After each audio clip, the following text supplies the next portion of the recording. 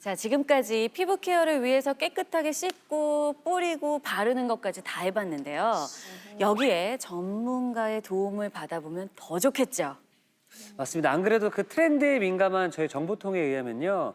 요즘 핫한 모공, 주름 관리를 할 수 있는 스킨 부스터가 있다고 합니다. 아니 저는 진짜 특이 형한테 서운해요. 왜요? 맨날 자기 혼자 좋은 건 다 하고 다니고. 좀 공유 좀 해주세요. 서운하네. 말씀드릴게요. 근데 사실 이거는 기밀이라서 오늘 끝나고 따로 제가 연락드릴게요. 알겠습니다. 이해해 주실 거죠? 네. 자, 그럼 어떤 트렌디한 스킨 부스터인지 먼저 영상으로 만나볼게요. 매년 여름 많은 피서객들이 찾는 이곳, 부산에 제가 도착했습니다. 이곳은 카페가 아니고요. 피부의 시간을 되돌려주는 따끈따끈한 신상템이 있는 곳인데요. 그래서 제가 이렇게 부산까지 달려왔습니다.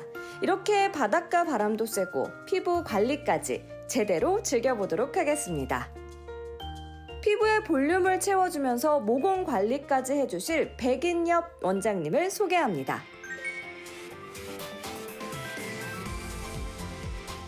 개개인의 피부 타입에 따라 맞춤형 시술을 위해 피부 진단기를 통해 피부 상태를 정밀하게 측정 후 상담을 진행했습니다. 확인하면은 눈가 주변으로 해서 잡티들이 보이고 홍조도 살짝 관찰되고 있습니다.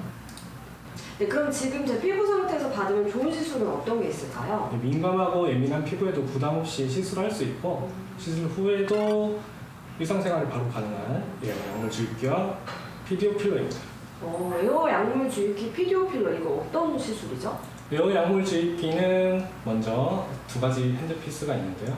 하나는 공기 주입기로 피부에 바늘을 삽입해서 압축된 공기를 피부에 주입하는데요. 이렇게 주입된 공기는 피부 진피층을 방리하여 자가재생을 통한 콜라겐 재형성을 유도합니다. 그리고 다른 하나인 약물 주입기는 9개의 멀티니들이 통증을 최소화하고 일정한 양의 약물을 빠르게 주입하는 것을 도와줍니다. 그럼 그 에어 약물 주입기 시술 과정은 좀 어떻게 될까요? 먼저 앞서 설명드린 공기 주입기를 통해서 피부에 공기를 주입하고 피부층에 일정한 공간을 만드는데요. 이렇게 만들어진 일정한 공간 안에 약물 주입기를 통해서 약물을 주입합니다.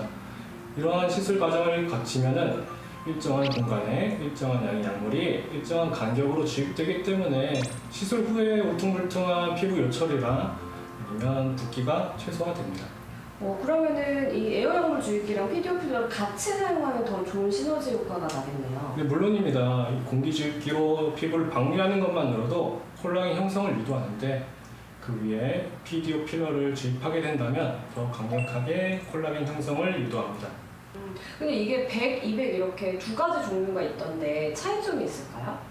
네, 그렇습니다. 먼저 두 차이는 농도의 차이입니다. 100보다는 200이 농도가 높고요. 먼저 PDO 필러 100은 스킨 부스터 효과가 있어서 모공, 잔주름, 그다음에 피부결 개선에 큰 효과가 있고 PDO 필러 200 같은 경우에는 차세대 필러로서 눈밑주름, 팔자주름, 이런 안면부 주름 개선과 리프팅 효과가 있습니다. PDO 필러만의 장점은 뭐가 있을까요? 일단 PDO 성분으로서 우리 몸에서 안전하게 분해되고 기존의 필러와는 달리 액체 성분으로 이루어진 상태로 주입되기 때문에 좀 더 자연스러운 볼륨 증가 효과와 표정을 지을 때 좀 더 자연스러운 연출을 할 수 있다는 게 큰 장점입니다. 그럼 이게 1회 시술로도 좀 효과를 바로 볼 수 있나요? 물론입니다. 1회 시술만으로도 효과를 느낄 수 있습니다. 하지만 그 유지 기간과 효과를 더 높이기 위해서는 3회 이상 시술 받는 것을 추천드립니다. 그럼 혹시 부작용은 없는 거겠죠? 이렇다 할 큰 부작용은 없어서 따로 회복기가 필요하진 않고요. 물론 개개인의 피부 타입에 따라 다소 차이는 있겠지만 멍이나 붓기가 하루 이틀 정도 있을 수 있고 이물감도 적고 통풍도 적은 편입니다. 선생님 덕분에 정말 좋은 꿀팁을 얻어간 것 같습니다. 오늘 소중한 시간 내주셔서 감사합니다. 자연스러운 아름다움을 위한 더 많은 꿀팁은 지금 바로 스튜디오에서 안내해드리겠습니다. 네, 스튜디오에서 봬요. 저희가 좀 더 쉽고 자세한 내용 전달해 드리기 위해서 오늘 특별히 또 원장님 모셨습니다. 자, 원장님 어서 오세요. 어서 오세요. 어서 오세요. 안녕하세요.